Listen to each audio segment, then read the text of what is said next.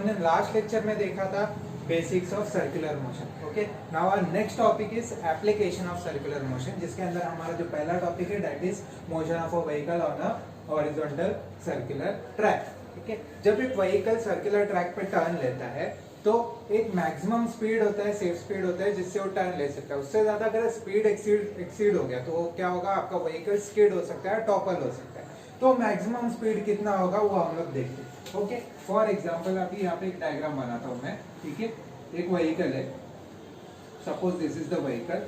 ठीक है, ये इस कर्व ट्रैक पे टर्न ले रहा है। ओके, लेट इसका जो रेडियस ऑफ कर्वेचर है that is denoted by r. ठीक है, जब ये सर्कुलर मोशन परफॉर्म कर रहा है, ओके, जैसे जैसे इसका स्पीड बढ़ता जाएगा, हम लोग ने देखा था कि एक बॉडी जब सर्कुलर मोशन परफॉर्म करता है तो उस पे दो फोर्सेस एक्ट होते हैं। One is centripetal force which is directed towards the centre, other one is centrifugal force which is directed away from the centre. तो centrifugal force is given by mv²/r। तो जैसे जैसे आपका स्पीड बढ़ता जाएगा क्या होगा, इस पे जो सेंट्रीफ्यूगल फोर्स एक्ट हो रहा है वो ज्यादा बढ़ेगा, उसकी वजह से क्या होगा, सेंट्रीफ्यूगल फोर्स इसको बाहर पुश करेगा, दैट्स व्हाई कार क्या हो जाएगा, स्किड हो जाएगा। तो to avoid skidding minimum velocity कितना होना चाहिए, लेट्स सी दैट। ओके, सो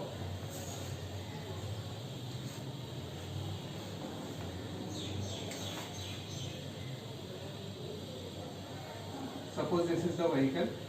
अभी हम लोग क्या करेंगे, फ्री बॉडी डायग्राम बनाएंगे, मींस ऑब्जेक्ट पे कौन कौन से फोर्सेस एक्ट होते हैं वो दिखाएंगे। तो हमेशा याद रखना, कोई भी ऑब्जेक्ट जब भी हम लोग लेंगे तो सबसे पहला जो फोर्स एक्ट होगा that will be weight which will be acting vertically downward. Weight जो रहेगा वो हमेशा क्या होगा, it will be acting vertically downward. Okay, then दूसरा फोर्स रहेगा that is normal reaction. Normal reaction जो होता है that always acts perpendicular to the surface. जो भी सरफेस रहेगा उसको क्या रहेगा, आपका नॉर्मल रिएक्शन परपेंडिकुलर रहेगा। अगर इंक्लाइंड सरफेस है तो नॉर्मल रिएक्शन कुछ ऐसा आएगा। ओके, एंड थर्ड इस पे जो फोर्स एक्ट होगा that is nothing but frictional force. अब ये सेंट्रीफ्यूगल फोर्स इसको बाहर की तरफ पुश कर रहा है, तो फ्रिक्शनल फोर्स क्या होगा, अंदर की तरफ एक्ट होएगा टुवर्ड्स दिस डायरेक्शन। ओके, उसको एफएस से डिनोट कर रहा हूं। तो यहाँ पे अगर हम लोग देखेंगे तो यहाँ पे वेट जो है mg that is balanced by normal reaction. So weight mg is balanced by normal reaction।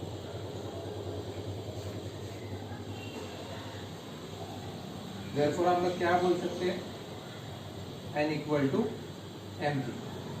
Let's mark this as equation 1। अभी ये जो है फ्रिक्शनल फोर्स, ये कहाँ पे एक्ट हो रहा है, टुवर्ड्स द सेंटर एक्ट हो रहा है। सपोज ये व्हीकल ऐसा टर्न ले रहा है, यहाँ पे उसका सेंटर है कर्व रोड का। ओके, तो टुवर्ड्स द सेंटर एक्ट हो रहा है, टुवर्ड्स द सेंटर एक्ट और कौन सा फोर्स होता है, दैट इज सेंट्रीपिटल फोर्स। तो यहाँ पे जो नेसेसरी सेंट्रीपिटल फोर्स जो है वो कौन प्रोवाइड कर रहा है, यहाँ पे ये फ्रिक्शनल फोर्स प्रोवाइड कर रहा है। So the necessary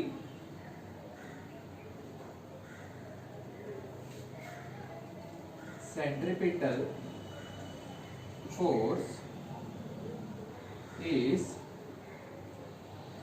provided by frictional force। frictional force, therefore हम लोग क्या बोल सकते हैं, जो centripetal force that is equal to frictional force।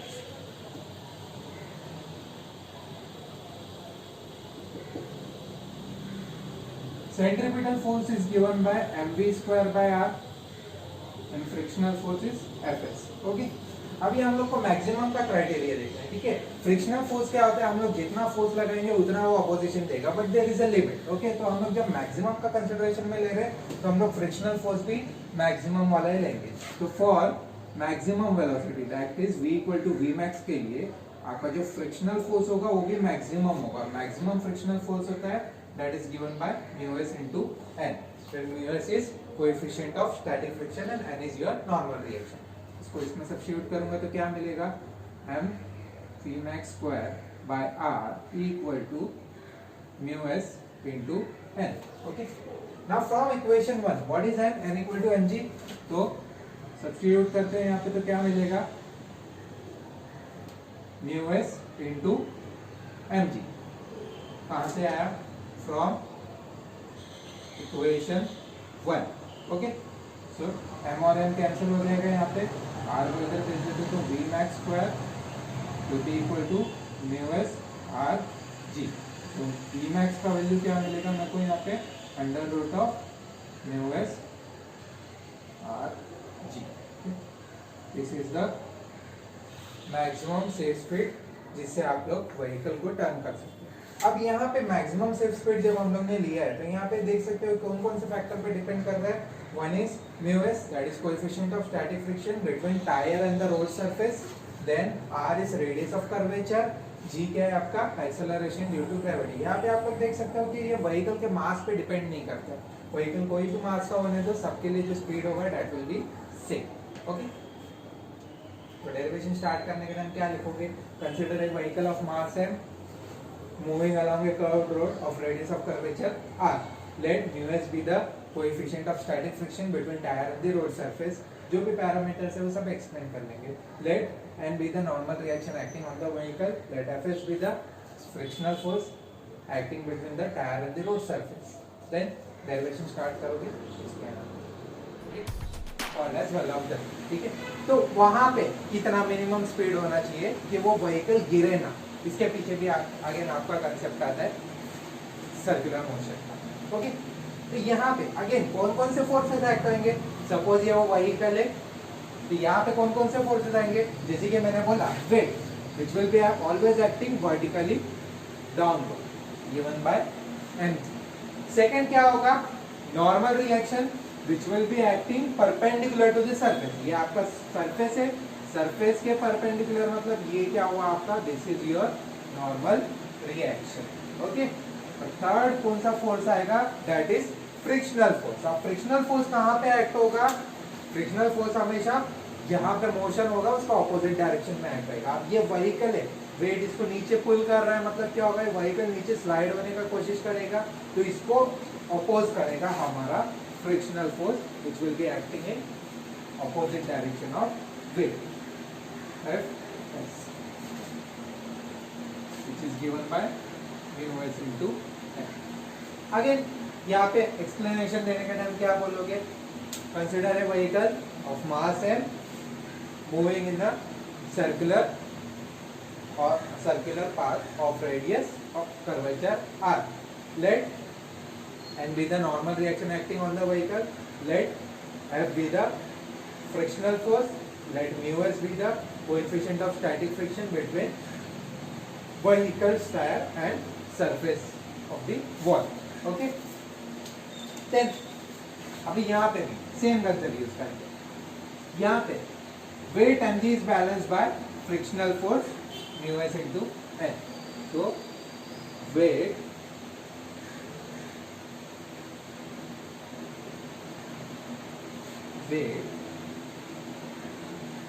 mg is balanced by frictional force Fs। therefore हम लोग क्या बोल सकते हैं, mg इक्वल टू Fs, मतलब क्या बोल सकता हूं मैं, mg equal to mu s into n। Let's mark this as equation 1. Second condition, normal reaction is acting towards the center, मतलब necessary centripetal force provide कौन कर रहा है यहाँ पे, your normal reaction। So what I can say from here, the necessary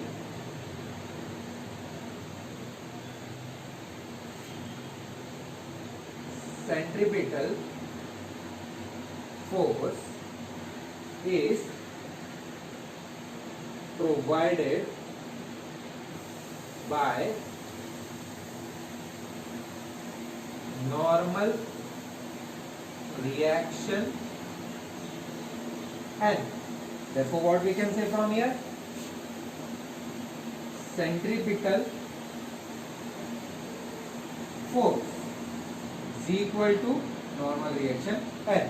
What is centripetal force, mv square by r, mv square by r equal to n। अब equation 1 को अगर आप लोग देखोगे, इक्वेशन 1 को अगर देखोगे, सो यहाँ से अगर मैं n का वैल्यू निकालूं, n will be equal to क्या मिलेगा मेरे को, mg upon mu s. Okay, let's mark this as equation 1। अब इसको मैं इसमें सब्स्टिट्यूट कर देता हूँ, तो क्या मिलेगा मेरे को, mv square by r equal to mg upon mu s. कहाँ से आया, फ्रॉम इक्वेशन 1। तो m और n कैंसिल हो जाएगा, v square equal to r g upon mu s, therefore v का वैल्यू क्या आएगा, under root of r g upon mu s. This is your minimum speed which is required to keep the object without falling, keep the vehicle without falling. Clear with this? ये minimum speed है, इससे कम होगा तो आपका vehicle गिर जाएगा, इससे ज्यादा होगा तो कोई प्रॉब्लम नहीं है हमको। मैक्सिमम हम लोग कितना भी जा सकते हैं, but minimum criteria is this much. Okay, so next topic is banking of road. अभी थोड़ी देर पहले मैंने बोला था कि हॉरिजॉन्टल रोड पे अगर टर्निंग ले रहे तो वहां पे सेफ स्पीड क्या था हमारा, v equal to under root of mu r ji.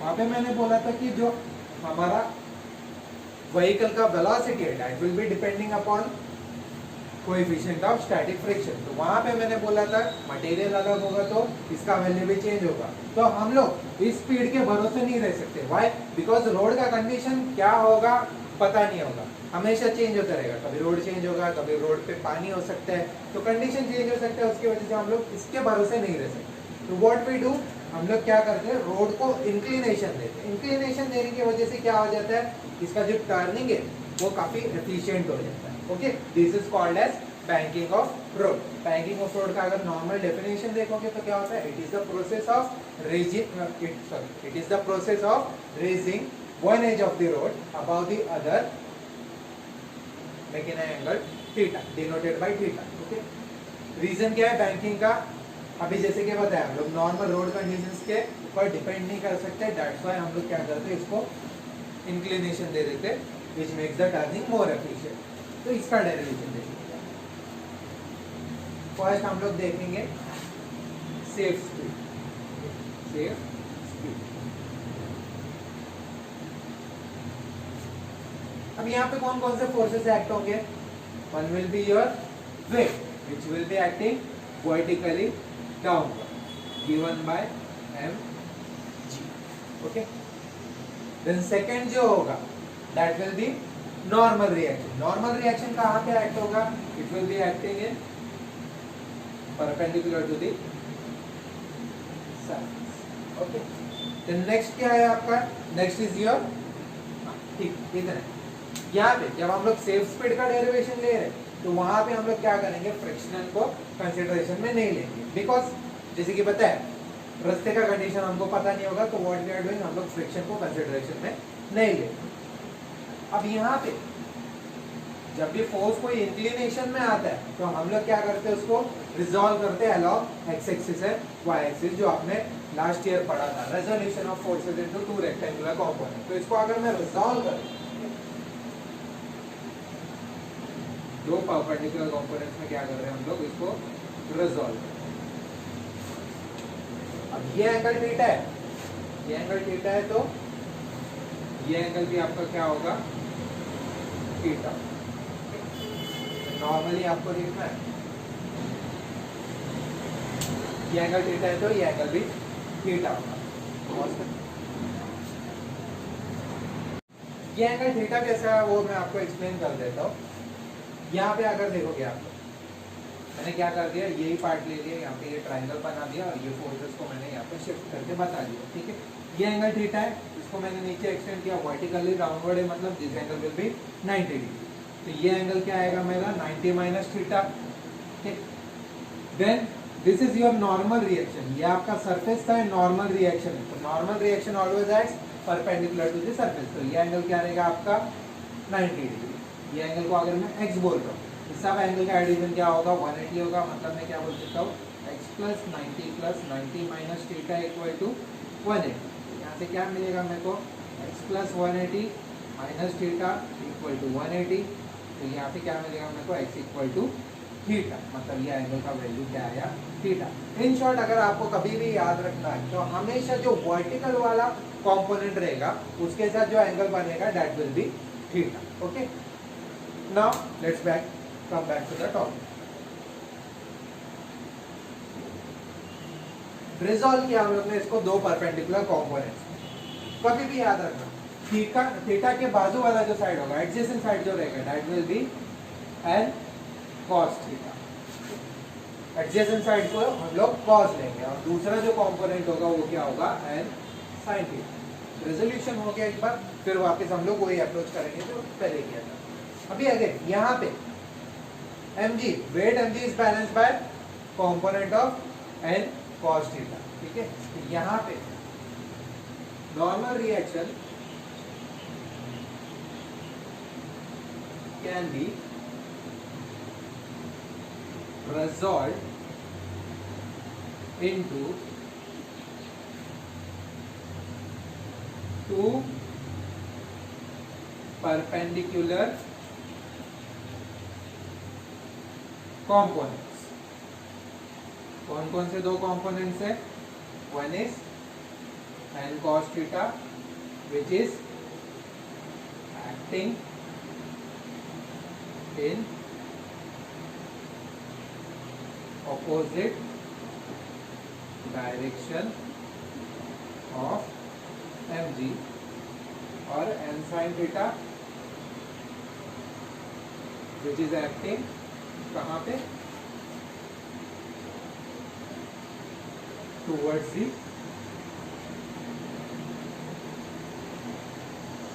center। okay? तो यहाँ पे weight mg is balanced by n cos theta। Therefore what we can say? mg equal to n cos theta। Equation 1 बना के इसको छोड़ देते। Then n sin theta is acting towards the center, मतलब मैं क्या बोल सकता हूँ? The necessary centripetal force is provided by n sin theta। Therefore centripetal force will be equal to क्या आएगा n sin theta। What is centripetal force? mv square by r equal to n sin theta। Equation 1 से अगर मैं ले लूँ, equation 1 से n का value अगर मैं ले लूँ, क्या मिलेगा मेरे को? सब्स्टिट्यूटिंग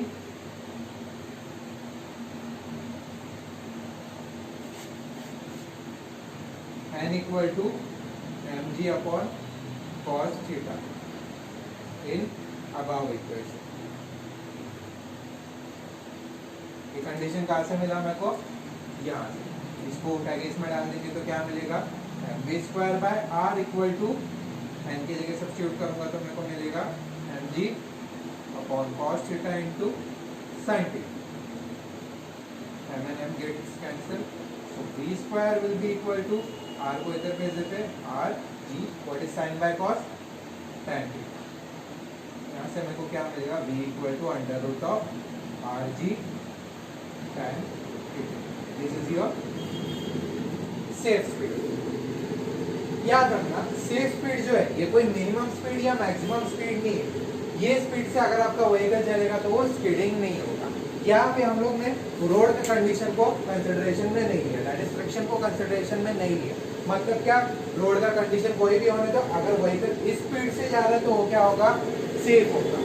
इससे ज्यादा होगा तो वो सेफ हो भी सकता है, नहीं भी हो सकता है। इससे कम होगा तो भी अगेन डिपेंड्स। ओके, बट ये कोई लिमिट नहीं है, मैक्सिमम लिमिट या मिनिमम लिमिट नहीं है। This is called as safe speed. अगर मैक्सिमम या मिनिमम लिमिट देखना है हम लोग को, देन हम लोग उसको आगे देखते हैं। फ्रॉम हियर ऑन मैं ये भी पता कर सकता हूँ कि अगर मैं कोई व्हीकल को 60 किलोमीटर पर आवर से चलाना है तो रोड को कितना इंक्लिनेशन देना पड़ेगा। तो सिंपली इस इक्वेशन को ही मैं मॉडिफाई करता हूँ, यहाँ से स्क्वायरिंग करूंगा तो क्या मिलेगा, v square equal to r g tan theta, यहाँ से टाइन थीटा का वैल्यू क्या मिलेगा मेरे को, tan theta will be equal to v square upon r g. Okay, तो यहाँ से थीटा का वैल्यू क्या मिलेगा मेरे को, tan inverse of v square upon r. तो कोई आपको पूछे कि अगर मेरे को एक व्हीकल है जिसका रेडियस ऑफ कर्वेचर इतना है और मेरे को उसको मान लो 40 किलोमीटर पर आवर की स्पीड से चलाना है, तो वहाँ पे मेरे को इंक्लिनेशन कितना रखना पड़ेगा, तो हम लोग क्या करेंगे, इस फॉर्मूला को यूज करेंगे। Clear with this, you can copy it. ये डेरिवेशन लिखेंगे कैसा, अगेन यहाँ पे वही सब आपको लिखना है। स्टार्टिंग में डायग्राम के पहले क्या क्या लिखोगे, let m be the mass of the vehicle, let the road is bent at an angle of theta degree with the horizontal surface, then आएगा let m be the normal reaction acting on the vehicle, let r be the radius of curvature of the road। ये सारा data लिखने के बाद आप लोग क्या करोगे, फिर डेरिवेशन पे आओगे। ओके, सेफ स्पीड, जब भी सेफ स्पीड की बात होगी यहाँ पे आपको फ्रिक्शन को कंसिडरेशन में नहीं लेना है। ओके, सो हम लोग ने मोस्ट सेफ स्पीड देख लिया था। मोस्ट सेफ स्पीड क्या था कि अगर इस स्पीड से आपका व्हीकल जाएगी तो वो इजीली टर्न ले सकते हैं, कोई भी रोड का सरफेस होने तो, सरफेस कोई भी रोड होने दो, whether it is an asphalt road, whether it is a cement road, it is a dirt road, कोई भी रोड हो, वहाँ पे वो स्पीड से अगर वो टर्न लेगी तो it will not skid. Okay, अब हम लोग देखेंगे मैक्सिमम एंड मिनिमम स्पीड के लिए criteria. Okay, maximum and minimum speed जब हम लोग लेंगे कंसिडरेशन में, तो उस टाइम पे friction comes into the picture. वहाँ पे हम लोग क्या, friction between road and tyre जो है वो कंसिडर करेंगे। तो यहाँ पे फ्री बॉडी डायग्राम बना रहा हूँ। तो कौन कौन से फोर्सेस यहाँ पे आएंगे, सबसे पहला फोर्स तो मैंने बोला था, one force that is weight which will be acting in vertically downward direction. Okay, second force मैंने क्या बोला था, second force is normal reaction which will be acting perpendicular to the surface. Okay, अब यहाँ पे हमको फ्रिक्शन कंसिडरेशन में लेना है, फ्रिक्शन कंसिडरेशन में लेना है। ठीक है, अभी अगर इसका स्पीड सफिशिएंट नहीं होगा, मान लो इंक्लिनेशन ज्यादा है, ओके, अगर इसका स्पीड सफिशिएंट नहीं होगा तो क्या होगा, ये व्हीकल है अंदर की तरफ स्लाइड होने लग जाएगा। तो ये स्लाइड के अपोजिशन में आपका आएगा frictional force which is I am currently denoting by FS. Okay, अंदर स्लाइड हो रहा है तो ऑब्वियसली बात है फ्रिक्शनल फोर्स जो रहेगा that will be acting in outward direction. अब ये जो सारे फोर्सेस है, ठीक है, इनको मेरे को रिजॉल्व करना पड़ेगा जो इंक्लाइंड फोर्सेस है। तो नॉर्मल रिएक्शन को मैं रिजॉल्व करूंगा into two perpendicular components, two perpendicular components में रिजॉल्व करूंगा। ये एंगल थीटा है तो ये एंगल भी थीटा हो जाएगा। ओके, थीटा के एडजेसेंट वाला साइड इज cos थीटा, तो this will be n cos theta and this component will be n sin theta. Again friction को भी रिजॉल्व करना पड़ेगा मेरे को, फ्रिक्शन। अब यहाँ पे थीटा क्या होगा, this two lines are parallel, तो ये एंगल भी थीटा होगा, corresponding angles.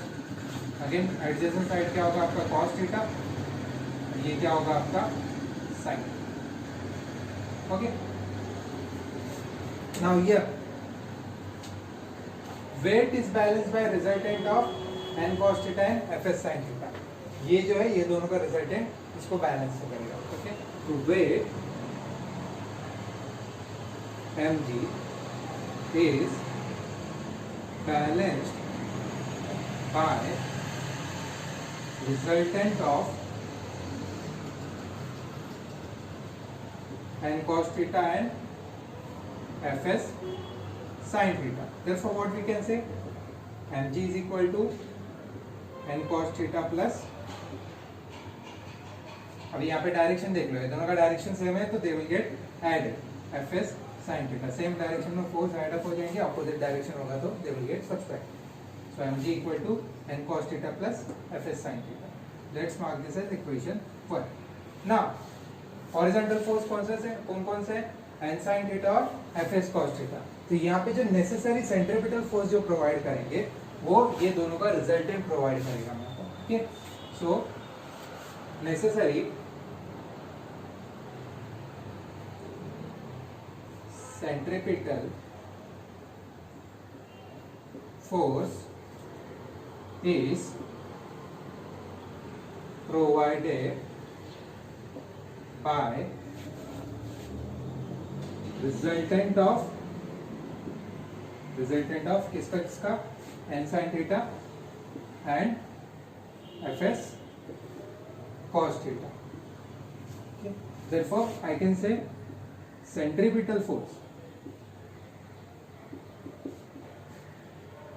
will be equal to, अब ये दोनों फोर्स का रिजल्टेंट, दोनों का डायरेक्शन अपोजिट है तो they will gate subtracted, n sin theta minus fs cos theta. Centripetal force is given by mv square by r equal to n sin theta minus fs cos theta. Let's mark this as equation 2. अब मेरे को velocity निकालना है, ठीक है. Velocity निकालना है तो ये दोनों इक्वेशन को ऐड या सब्सट्रैक्ट करके मैं नहीं निकाल पाऊंगा. It will be more convenient to divide this two equation. तो dividing equation 2 by 1, what I will get? mv square by r तो all upon mg equal to n sin theta minus fs cos theta upon क्या आएगा n cos theta plus fs sin theta.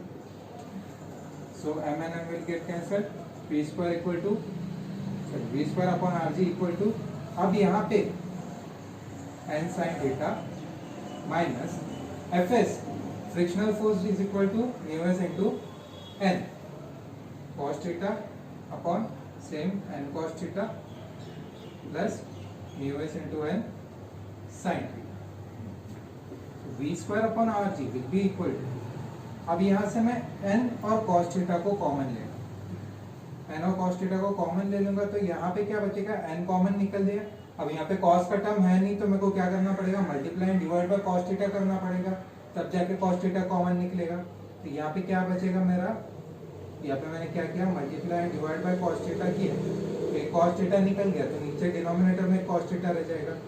This can be written as sin theta upon cos theta minus mu s and cos theta common निकलेगा upon नीचे क्या बचेगा, and cos theta common लिया यहाँ पे तो क्या बचेगा, यहाँ पे 1 plus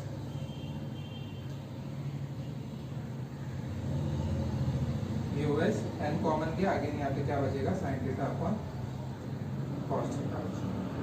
okay, so v square upon r g will be equal to क्या बचेगा, n cos थीटा कैंसिल हो गया, यहाँ पे sin upon cos is tan theta minus mu s upon 1 plus mu S tan theta.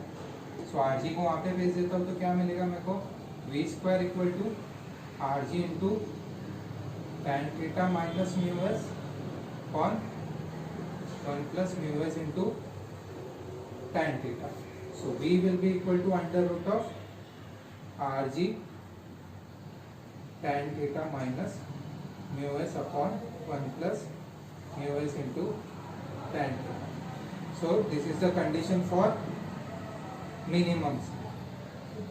ये हम लोग ने कंडीशन देखा मिनिमम स्पीड. अब इसको एक केस देखेंगे हम लोग, ठीक है.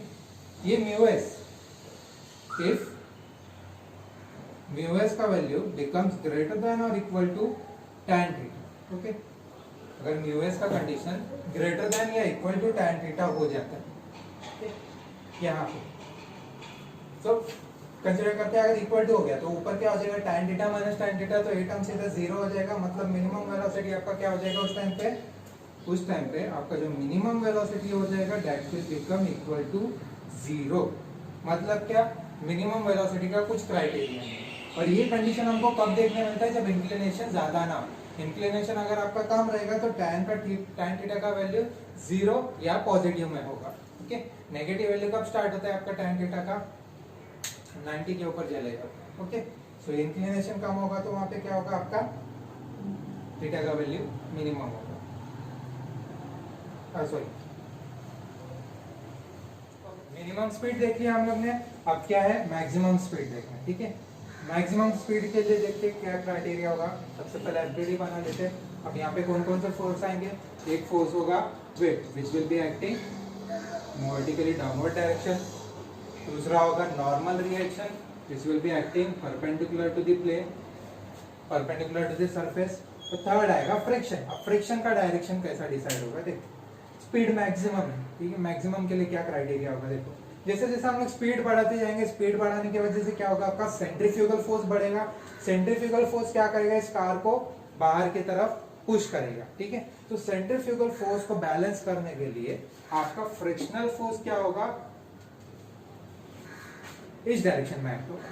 सेंट्रीफ्यूगल फोर्स इसको बाहर की तरफ पुश कर रहा है, तो फ्रिक्शनल फोर्स उसके ऑपोजिट में एक्ट होगा इस direction, is given bye Fs.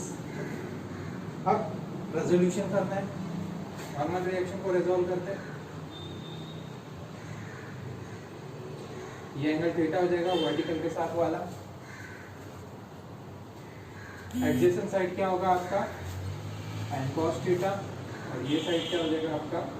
tan sin. Again frictional force को भी रिजॉल्व करता हूं.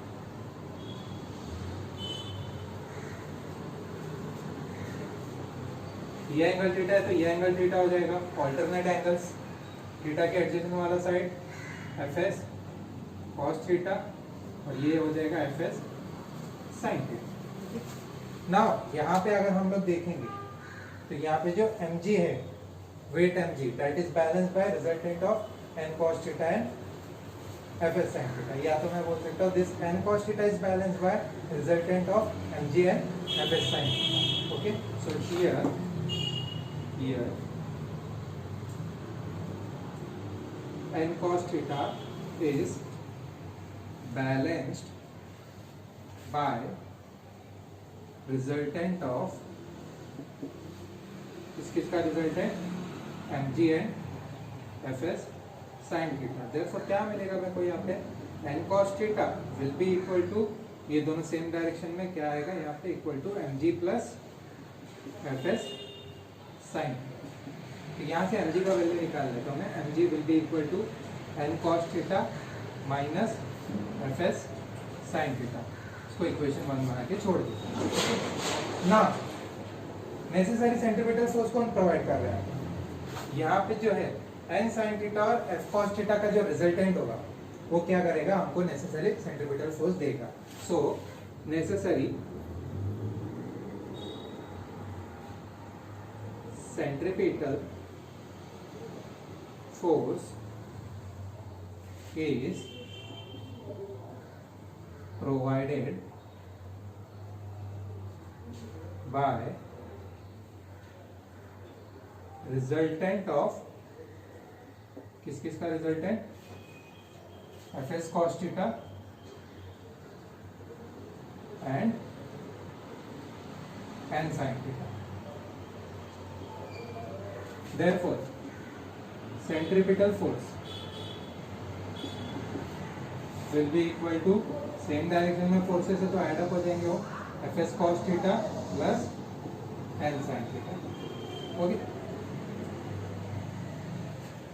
सो mv square by r will be equal to Fs cos theta plus n sin theta. Let's mark this as equation 2. फिर क्या करेंगे? इन दोनों equation को dividing equation 2 by 1.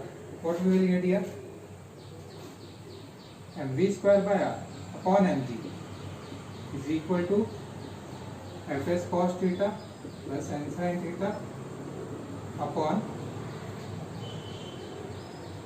n cos theta minus Fs sin theta.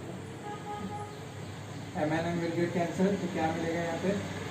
v square upon rg will be equal to Fs.